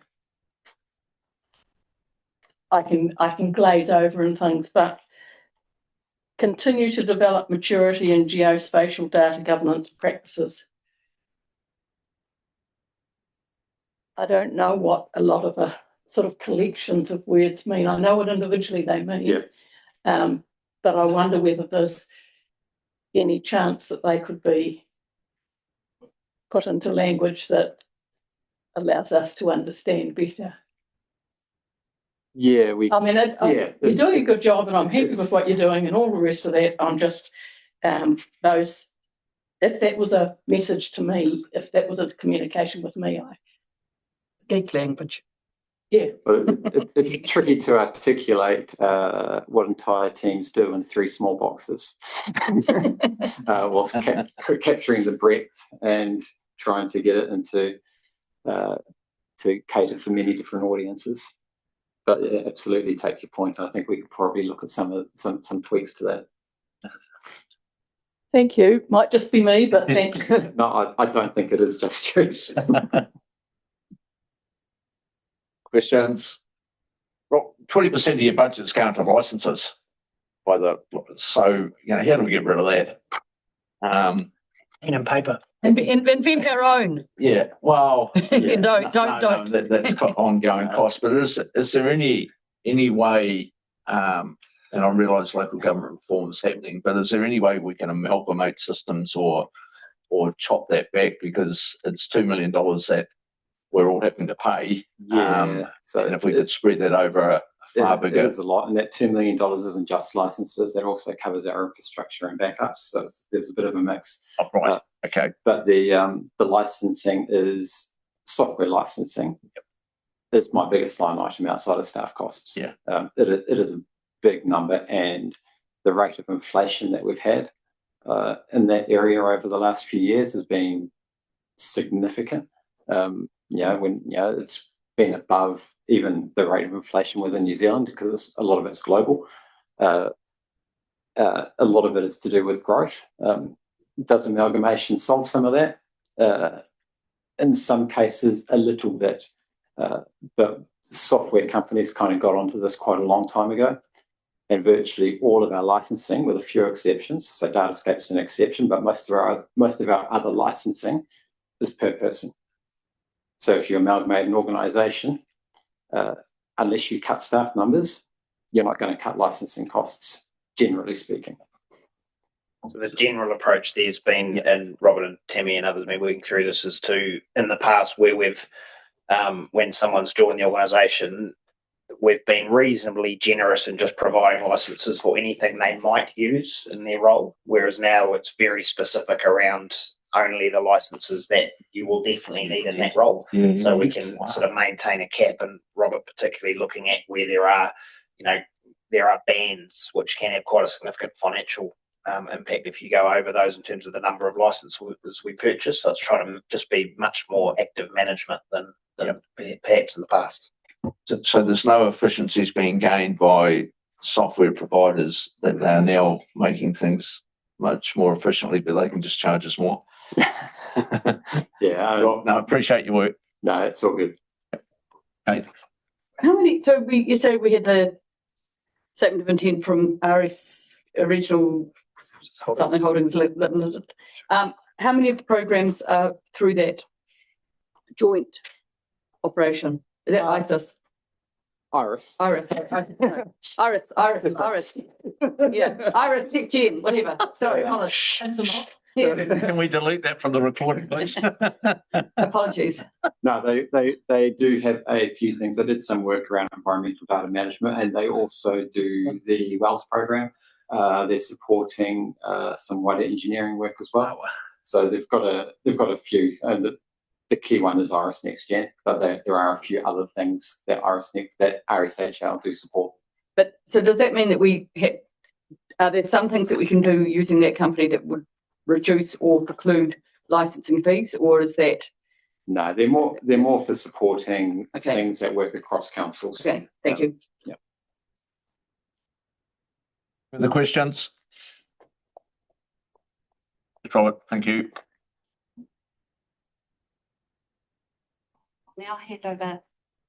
I'll now hand over to Catherine Harper. She's joining us online for support services. Good afternoon. Apologies, I'm online. I'm working from home with a sick child. The support services portfolio provides many of the behind the scenes functions that enable ORC to operate effectively, safely and compliantly. The portfolio includes fleet and plant management, property and facilities management, records and information management, procurement and contract management, and corporate support functions. While much of our work is not highly visible, it is fundamental to ensuring the organisation can operate efficiently, manage risk, meet legislative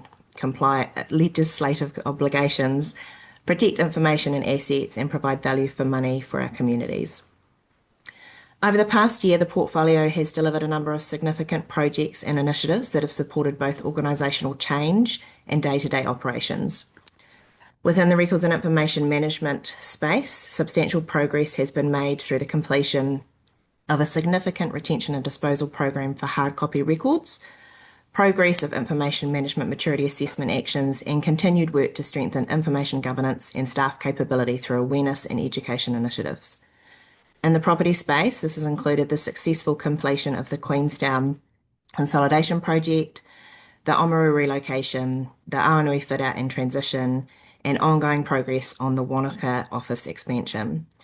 These projects have required careful planning, stakeholder engagement, and a strong focus on maintaining business continuity while supporting staff through significant change. A major achievement this year was the successful implementation of the Fleet and Facilities Service Desk, which has improved visibility of service requests, strengthened customer support, and provided a more structured and transparent approach to service delivery across the organisation. We've also continued to progress sustainability initiatives through EV investigations and planning for future charging infrastructure. Importantly, our initial focus is on understanding fleet utilisation and optimisation opportunities to ensure we have the right fleet for our operational needs before making decisions about future vehicle replacement programs. Looking ahead, our focus remains on continuing to improve information management maturity, supporting digital ways of working through Tiaki and SharePoint, maintaining and optimising council's property, fleet and plant assets, progressing practical sustainability initiatives where they deliver value, and continuing to improve service delivery and customer experience across the organisation. Overall, the portfolio is in a positive position. While there are always competing priorities, resourcing pressures, and changing legislative expectations, our key risks are understood and actively managed. In summary, our role is to make sure the organisation has the information, assets, facilities, and support services it needs to operate effectively.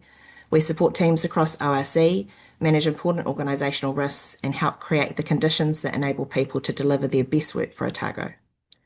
I'm happy to take questions.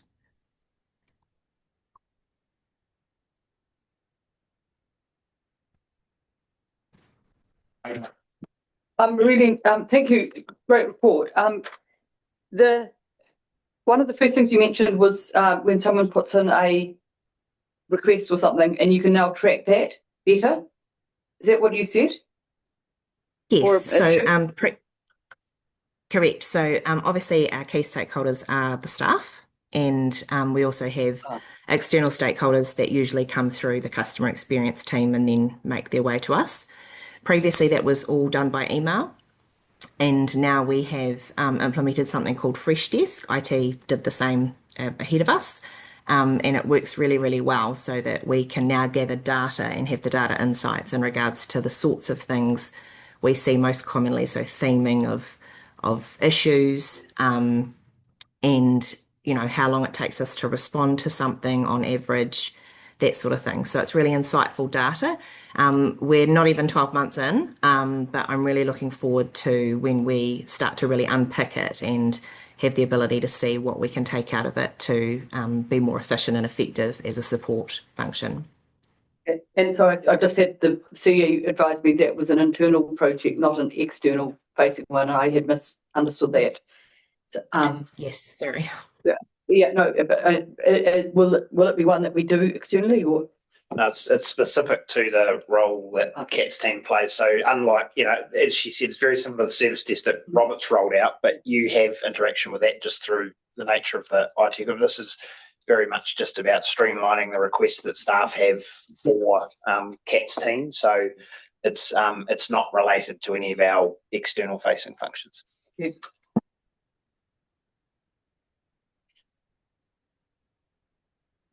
And Kat, obviously your reaction so far to that is very positive.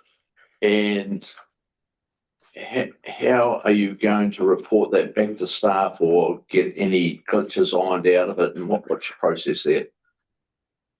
So what this does is it streamlines where the request goes to. So we're having it go into one place rather than multiple emails, which is helpful for managing the requests as they come in. Off the back of a number of requests or randomly, there's also feedback surveys out to the staff.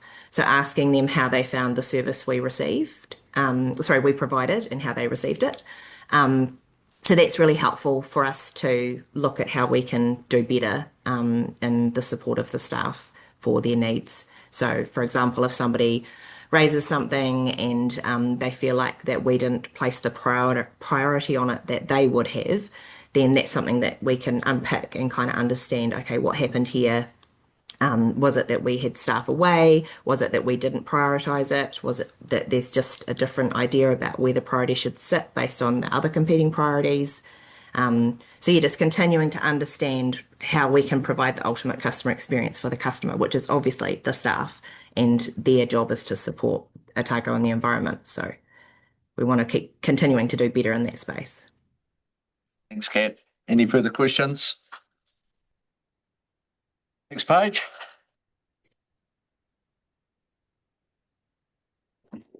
Great. So as I mentioned, Mark, our manager for people and safety, can't be here. So I'll just give a short introduction to the team. So the people and safety team helps ensure OIC has a capable, engaged and safe workforce that can deliver the outcomes and services for our communities here in Otago. There's two teams. So the people and culture team supports compliance with employment legislation and helps ensure OIC has the workforce capabilities needed to deliver our services and supports all activities across the employee lifecycle. So this includes our recruitment, onboarding, workforce planning, employment relations, leadership support, learning and development and performance processes. The second team is our health, safety and wellbeing team. This is the team that supports compliance with health and safety legislation and helps ensure that ORC has the systems to support safe operations across the business and how we undertake our activities. And this includes health and safety training, critical risk management activities, incident management, worker engagement and participation, contractor management, and ensuring staff have access to personal protective equipment, PPE, required to undertake their work safely. So there were some questions earlier, I think, in environmental delivery around training to ensure that our staff are trained to undertake activities safely. So the funding for that training comes out of the people and safety team, and the assessment is made around what type of work people are doing, what are the risks associated, and what training is required.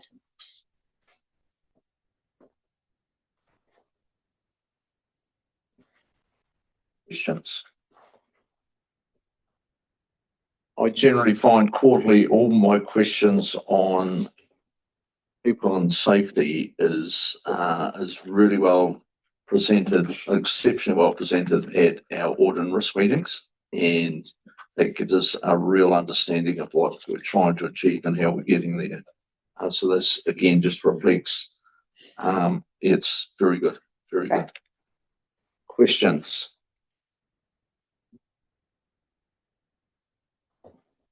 What worries Mark's team? What more does he need? That's a silly question for someone asking about money, isn't it? But it's a good question. Yeah, it is genuinely a good question to consider. I mean, the purpose of the people and safety team is to look after our greatest asset, which is our people who deliver the services for our communities across the region. So in terms of what is the biggest worry, I think it's well managed in terms of the worries, and like you said, through the reporting that we provide through to the Audit and Risk Committee, that's where we elevate anything of concern. But Richard, as CE and the executive team, have a priority on our people and ensuring that they have what they need to do a good job. Thank you. I think if we're going to, the one that we're very conscious of is driver safety, because we do have staff travelling a lot in open road environments and off road as well. And then the other one is the aggression, customer aggression, which we are starting to see more of, particularly with some of the narratives around local government. And that, I think it was one of the Southland councils. There's an article on that earlier this week or late last week, and that is something that we are also very conscious of in terms of de-escalation training. And it's one of those things, unfortunately, that can be fueled a little bit by some of the local government narratives that are floating around. And in a time of reform conversations, that's always going to be the case. But it doesn't mean that we should be asking our staff to be, subject to some of the behaviour that we do see from time to time. So that one is another one that concerns us. Yeah. Thanks, Richard. Thanks, Tammy. And thanks, Mark, for helping me put that together. Any further questions?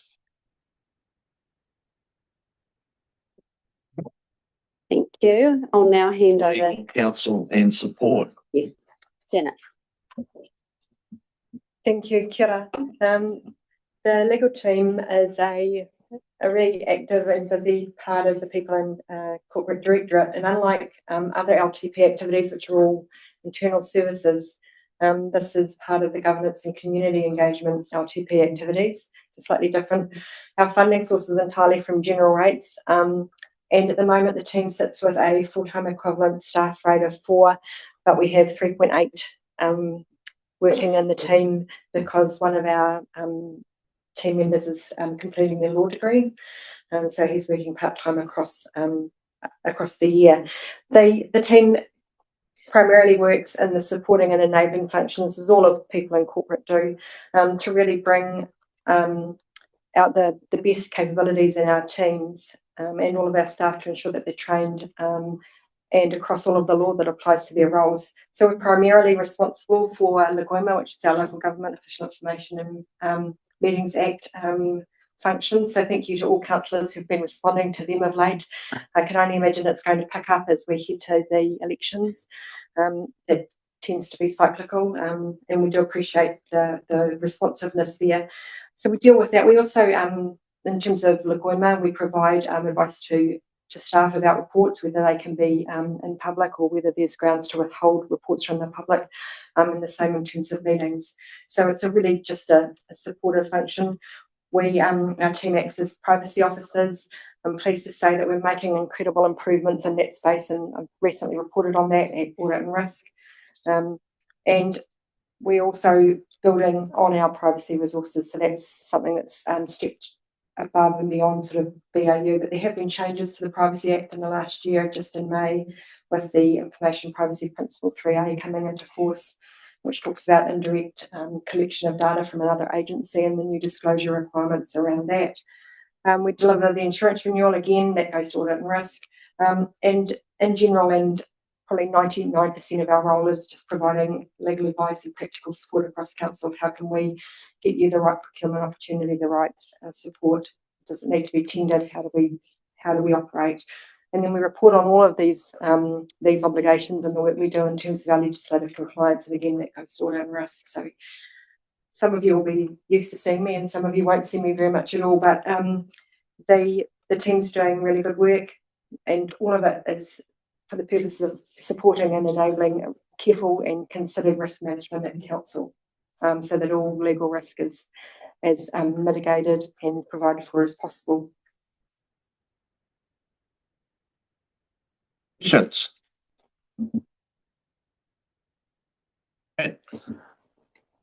Might not be technically in your area, Janet, but in terms of privacy of information, and all the data that the science team collect, through the monitoring and the, and supplied through people through the compliance requirements, that it's held, obviously, some of it's public and some of it's private.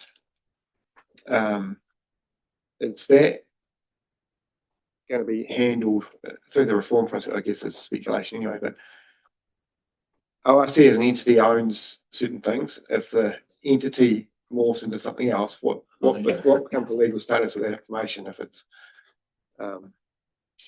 owned by an organisation that was no longer formally in existence? Is there any way to try? So the new entity that will be legislated will take on the responsibilities, assets, everything else that currently sits within ORC. So the ownership of the data, so for example, the historic science data and the collection and that sort of stuff will still remain in the same status, I guess is where I was going. Yeah. Just be a different entity managing. Yeah, okay. Yeah. If I could just add to that, in terms of data we publish, it's anonymised, so we're protecting the privacy of the entire community. Yeah. And the purpose of the collection is the use, which changes with the organisation. So that's why it's lawful for the new organisation, whatever that might be, to retain and use the information. So that's the legal basis.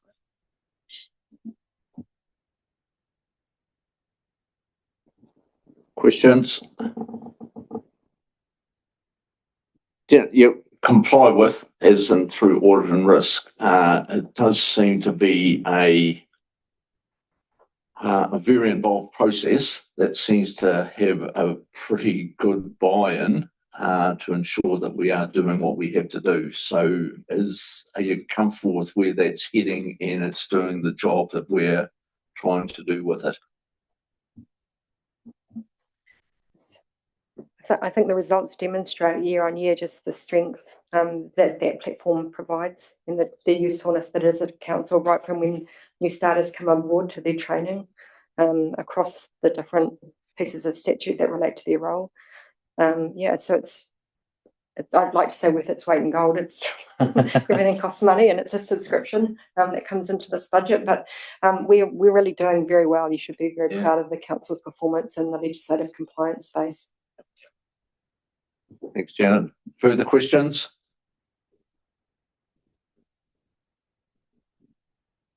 Are you all comfortable with the advice? Well done. Thank you. Thanks, Tammy. Thanks, team. And sorry to rush you here early today.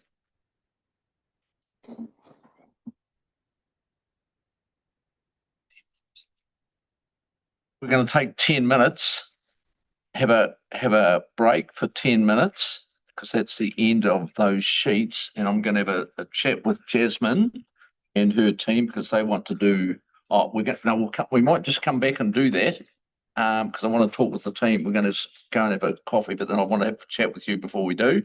And then we're going to plan the next hour and a half, because I've got people that want to be away by 4:30 or 4:30ish. All right. And you've got a survey. Please stop the recording. Yeah. So Gary.